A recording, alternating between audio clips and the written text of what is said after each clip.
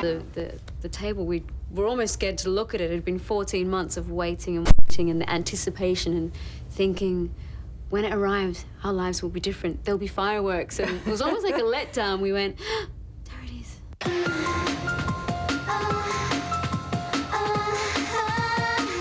Why did you decide to do it?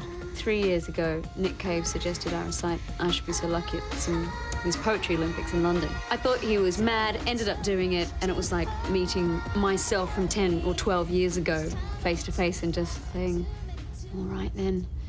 Yes, all right, you've been a bit embarrassing. Come on, let's go, you know. and embrace my past and stop trying to run away from it. There's some pretty raunchy shots in the book.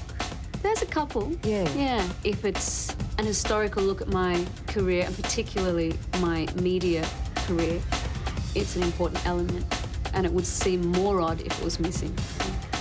Yeah, you've taken your clothes off for the cameras a couple of times, haven't you? Why do you do it?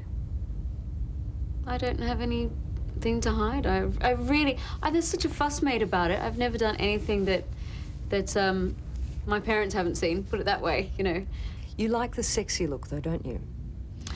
I like to play with it, yeah. I mean, that comes in many forms, though. That's you know, the Fox studio opening.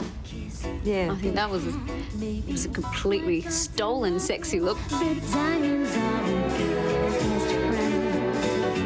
We look at you as, well, people have seen you from Charlene in Neighbours to what you are now, and there's been such a development, hasn't there? Well, it's been 12 years, and my best way of illustrating that, when people say, God, you've changed so much, and I find it absolutely normal. There have been so many image changes, though, for you, haven't there? That's due to fashion, boredom, the fact that I have a job where I can do that. I'm sure a lot of people would love to. Sometimes I think I'm still, you know, it's like being in the dress-up box, and I get away with it, and I get paid for it.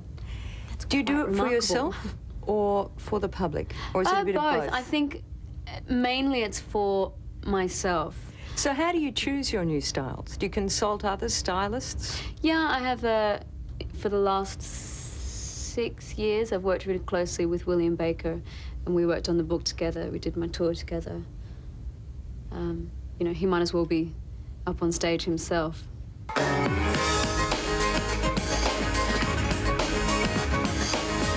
What about the future for you?